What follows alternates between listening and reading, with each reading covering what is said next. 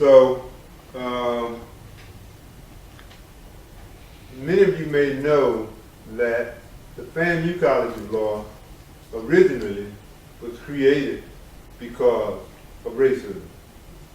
The FAMU College of Law was created because an individual named Virgil Hawkins filed a lawsuit and said, I want to go to the University of Florida Law School at a time when, by law, education in Florida was segregated. Blacks were not allowed to sit in the same classroom with whites. And we're talking in the 1940s and 1950s when Virgil Hawkins was prosecuting this lawsuit. So eventually the federal courts ruled that the University of Florida had to desegregate. But rather than do that, the University of Florida, the state of Florida, decided that it would establish the Florida A&M University College of Law. And that's what happened. So in order to maintain segregation, the FAMU College of Law was established.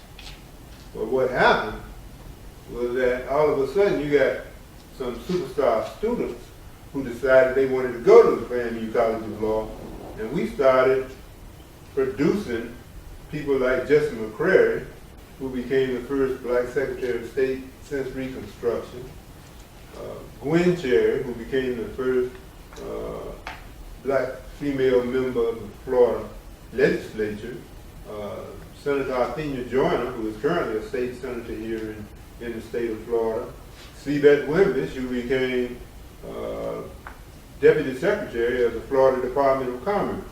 So all of a sudden, a school that had been created to avoid integration was having a positive impact in the black community, notwithstanding the reason for its being there. And you also have to remember the original FAMU College of Law was in Tallahassee, which was the seat of the capital, the seat of the Florida Supreme Court, the seat of the First District Court of Appeal, an ideal location for a law school. So a number of things happened.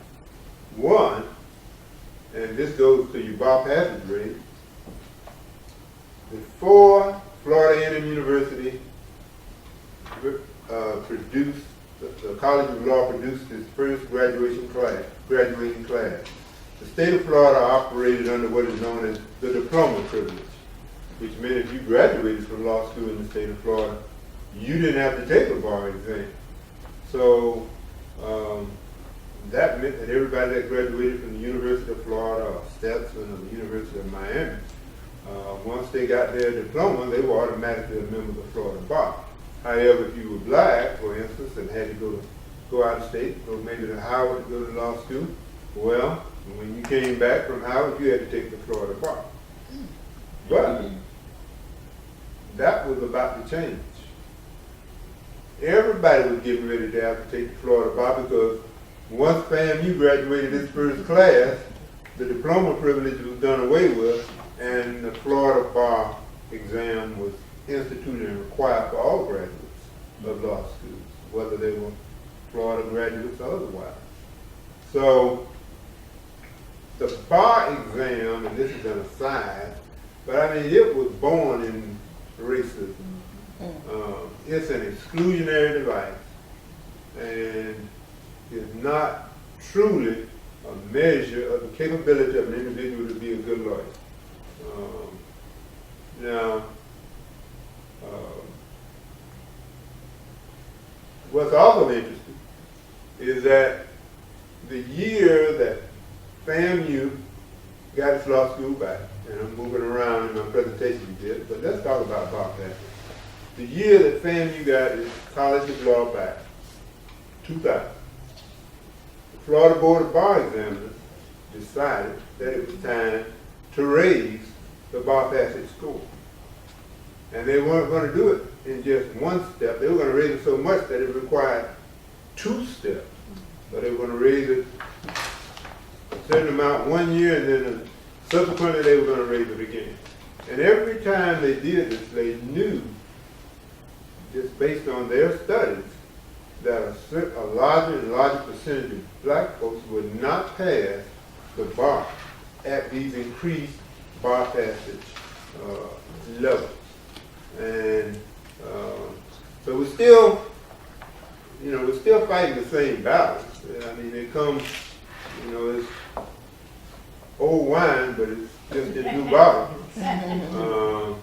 And so I the rules of the road are you have to take the bar exam, but believe you me, I think we need to also make it clear that we understand what's going on, and that the bar exam is not really a measure of capability. It is a device for exclusion. And so I share that with you. But as we began to prepare, because what we did initially was prepare a needs statement, and that needs statement was the basic document that justified FAMU's the return of the College of Law to FAMU. We did our first document in 1990, and then we did a more polished version in 1993, and we submitted that to anybody who would read it, the legislators, regents, supporters.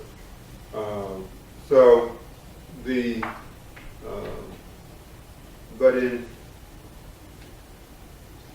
working on the needs statement, we developed demographic information which pointed out the lack of access that black folks in the state of Florida had to the legal profession.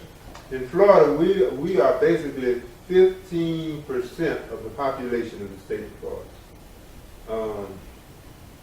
We were at the time between 1% and 2% of the legal profession in the state of Florida. So, I was talking to, I don't know whether it was Mr. Holmes or Dean Jones, but the point was made that the FAMU College of Law has 600 students, and that is a tremendous achievement. But we can't be satisfied with that, because we got to look at how far behind we are. We need to have 15% of the members of the Florida Bar should be African American.